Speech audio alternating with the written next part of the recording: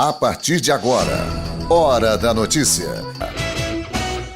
Hoje, 18 de março de 2019, segunda-feira, é com as bênçãos de Deus e a proteção do Senhor Jesus Cristo, começa mais um programa Hora da Notícia para você, ouvinte da cultura. 20 horas e 18 minutos, poder começar o nosso debate acerca desse tema, né?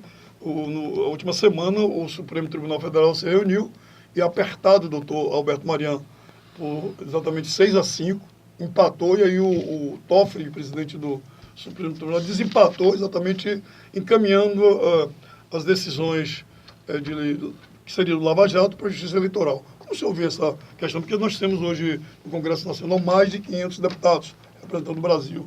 Tem 81 senadores. E aí a gente viu que teve corrupção até na eleição do Senado da República. Tem 81 senadores e apareceram 82 votos. Portanto, houve corrupção até nas eleições do Senado. E aí tem vários parlamentares, senadores e deputados envolvidos em corrupção de lavagem de dinheiro. Agora não vai ficar mais fácil para esses políticos se livrar das penas e da cadeia, doutor?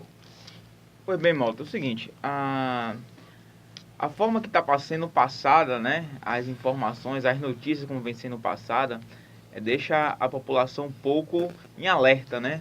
A grande questão dessa decisão foi o seguinte: na última quinta-feira foi decidido, né, nessa votação apertada de 6-5 pelo Supremo Tribunal Federal, o seguinte: quando um crime eleitoral for praticado conjuntamente com um crime comum, né, o Supremo Tribunal Federal entendeu que a competência seria julgado pela Justiça Eleitoral. Perceba, não é que se o político praticar um crime comum, ele não vai ser necessariamente vai ser julgado na Justiça Eleitoral.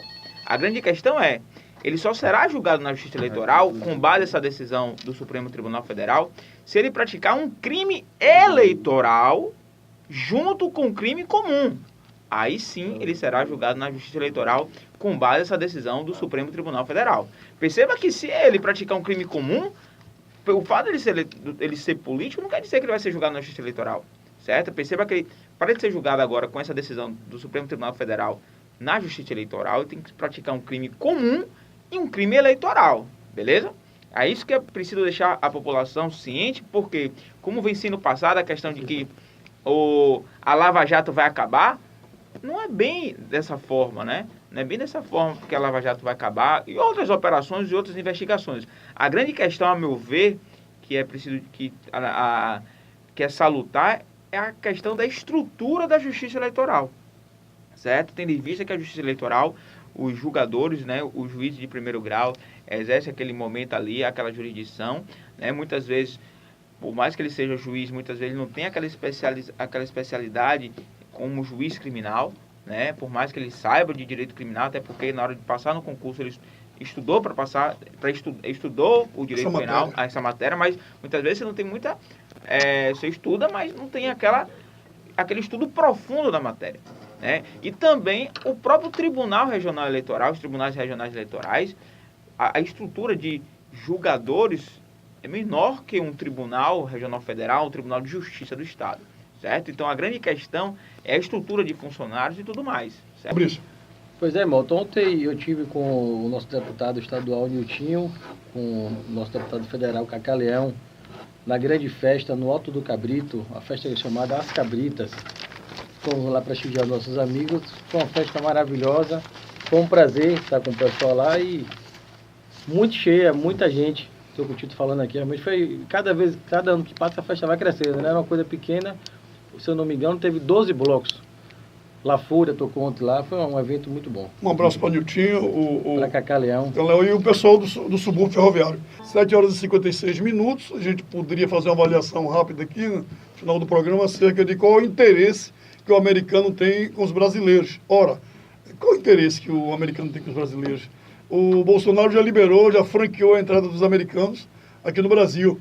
E será que Trump vai franquear lá nos Estados Unidos da América? Pergunta que eu faço aqui para os ouvintes e para os nossos amigos da bancada. Mas de antemão eu digo, o americano está de olho na base de Alcântara, para soltar os foguetes, e fazer sua estratégia de monitorar o Brasil, a Amazônia e certamente a Petrobras.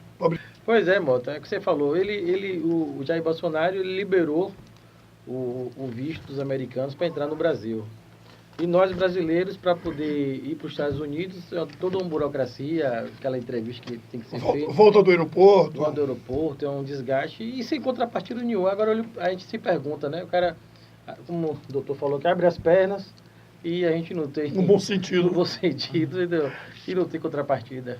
Pessoal, obrigado você, ouvinte da Cultura da Bahia, 100.7 FM, 1140 AM. E até amanhã, se Deus quiser. Um beijo no coração de todos. O programa Hora da Notícia de hoje falou com o advogado criminalista, Dr. Alberto Mariano, sobre os assuntos que reverberam no Brasil inteiro. Foi um programa bastante interessante, né? Tratamos a respeito dessa recente decisão do Supremo Tribunal Federal a respeito da remessa de alguns processos que foram praticados em conexão crime comum, conexo ao crime eleitoral, vai ser julgado pela Justiça Eleitoral. E debatemos a respeito quais são as problemáticas que pode acarretar em determinados processos, né? A questão da morosidade, a falta da estrutura, que muitas vezes não tem uma estrutura tão grande como a Justiça Eleitoral tem uma estrutura tão grande quanto a Justiça Comum. Doutor Alberto, sobre essa violência que abateu sobre o povo de Suzano, exatamente as crianças do colégio, o que faltou para o senhor naquele momento? Aquele momento, Mota, é algo que a gente tem que ter visto antes, né? Por que aqueles jovens empreenderam, teve aquela ideia, né? Muitas vezes a gente, determinadas situações que os pais não estão assistindo, não estão vendo seus filhos, né? Como seus filhos estão crescendo. Isso é importante. Dentro da casa, os pais serem o grande fiscalizador para combater a prática desses delitos. Obrigado, doutor Mariano. A partir de agora, Hora da